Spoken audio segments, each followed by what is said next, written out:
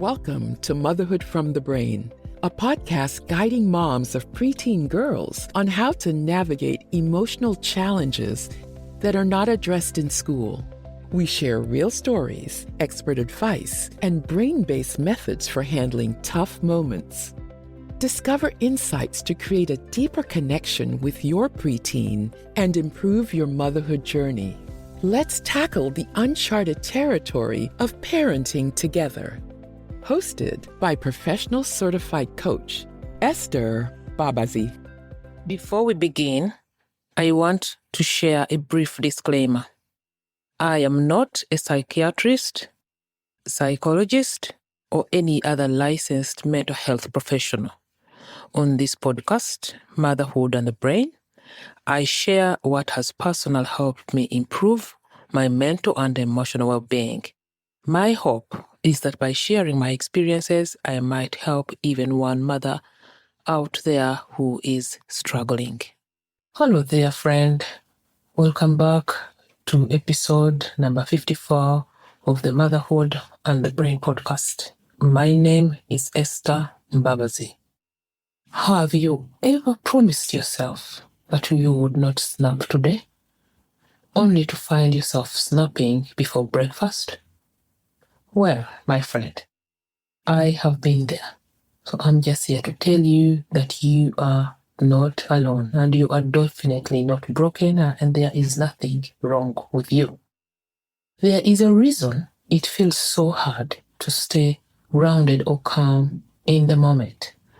And there is something even more important than willpower that will keep you going when things get messy. Today, we are talking about the one thing that will quietly carry you through the hardest moments of motherhood and help you become the mom that you truly want to be. So let's get going. Your protective brain is wired to avoid pain, seek comfort, and conserve energy. That wiring helped your ancestors survive. Maybe we would not be here if it would not be for that wiring. But now, it is the same wiring that keeps you stuck. Because when things get hard, when your kids push all your buttons, when you feel overwhelmed or on the edge, your protective brain sees that discomfort as a form of danger. Your protective brain wants relief there and then. And yelling, snapping, shutting down are some of the quick exits your brain uses to regain control. It is not because you're failing, not because you lack self-control, but because your brain is trying to rescue you from something it perceives as dangerous. That is why building this skill takes some practice, because staying calm in a heated moment isn't your brain's natural instinct. It is a skill. It is something that you practice to teach, that you have to teach your brain through practice. And that is why you need a why, W-H-Y, why. You don't need just a surface level tip or trick or strategy or hope, but a deep anchored reason for why you want to learn the skill of remaining calm in heated moments. Because when you're exhausted and stretched thin, your brain will try to talk you out of it. It will say things like, this is too hard, nothing is changing, why bother, you already yelled today, you already snapped this morning, there is no need of trying more, you already yelled this week, you are just like that, you came from a family of people who yell, so it is in your DNA. Your brain will throw out all these sentences. And that is why you need to have a grounding reason. A reason why you want to learn this skill. Your reason why is the thing that will keep you going when quitting feels easier. And your reason why is personal. It may be because you want to have a close relationship with your children when they are older.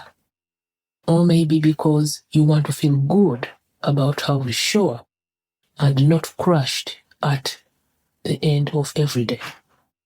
Maybe you grew up in a home where yelling was the norm, and you remember the pain it caused you, and you don't want to subject your children to the same pain. Perhaps yelling and snapping is starting to affect your marriage in a negative way. Maybe your husband or wife or spouse is not a yeller, like we call them, and every time you yell at your kids, you have this other side argument with your spouse. And this argument is leading to a dynamic that you don't want between you and your spouse. Or maybe you see the pain in your children's eyes every time your voice is sharp. And you know deep down in your heart that this is not who you want to be. That is why your reason why is powerful. Your reason why keeps you grounded when things get hard. So imagine yourself 3 months from now, 6 months from now, a year from now, that future version of you. She still faces hard moments. That future version of you still hears no from her kids. That future version of you still manages big emotions, both yours and your children's. That future version of you still has kids who bicker at the dinner table.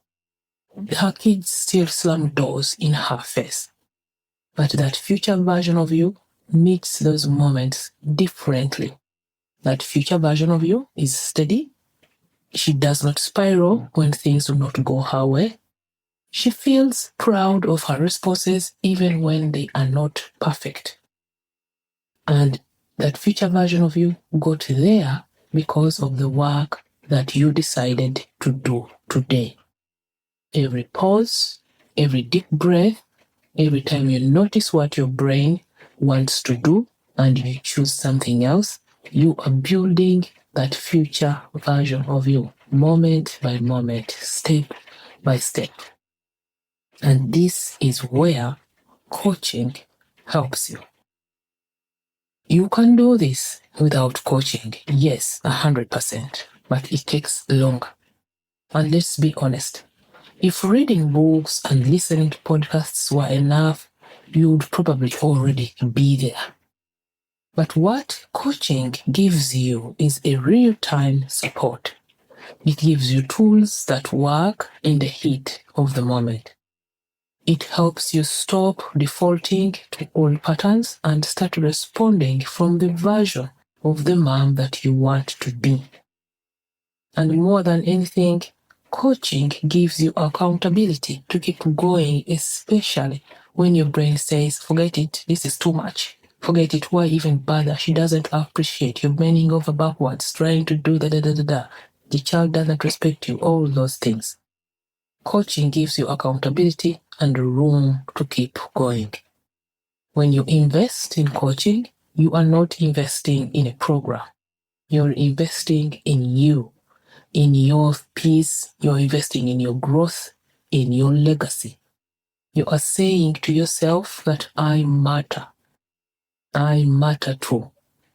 My kids are worth it. My future is worth it. So I want to ask you again, what is your reason why for learning the skill of remaining calm in the moment? Write it down. There is no police here. This is for your eyes only. You know your reason. Write it down. Spend some time on it. Let it ground you. Let it remind you that the uncomfortable work you're doing today is shaping the mom or the future version of yourself, of the mother you want to be. Tomorrow, next week, in a month. You'll be amazed at how much just a month opens your eyes. If you're ready to stop trying, figuring this out on your own, if you're ready to already feel calm, even when your kids aren't calm, I would love to get you there. You are standing on one side of the road, and over there is the man that you want to be. My job is to help you move over or cross the road to the other side of the road. That is the mother that you want to be. And coaching is the support your future self will thank you for. So go to www.masteryourownwellbeing.com/coaching, sign up, and I will go through this process with you. I will show you how coaching works. I do these calls myself. Thank you for listening today. Talk to you again next week. Bye for now. What if you could feel in control of your reactions, even when your preteen is pushing all your buttons? I know it's tough, but I would love to help. That's why I created the yearless formula. If you want to stop or at least reduce yelling and really build that connection that you want with your child, I would be honored to work with you.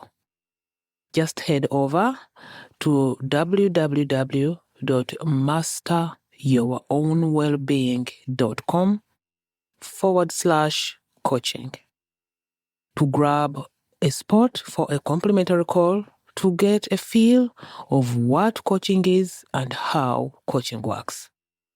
Coaching will help you manage your reactions. www.masteryourownwellbeing.com/coaching. See you there. Thank you. Thank you for tuning in to today's episode. Your time means the world to us. If you found this episode valuable, we would be immensely grateful if you could spare a moment to visit Apple Podcasts and share your thoughts through a review. Your feedback plays a vital role in helping fellow moms discover our podcast and enrich their own motherhood experiences. Take care, and bye for now.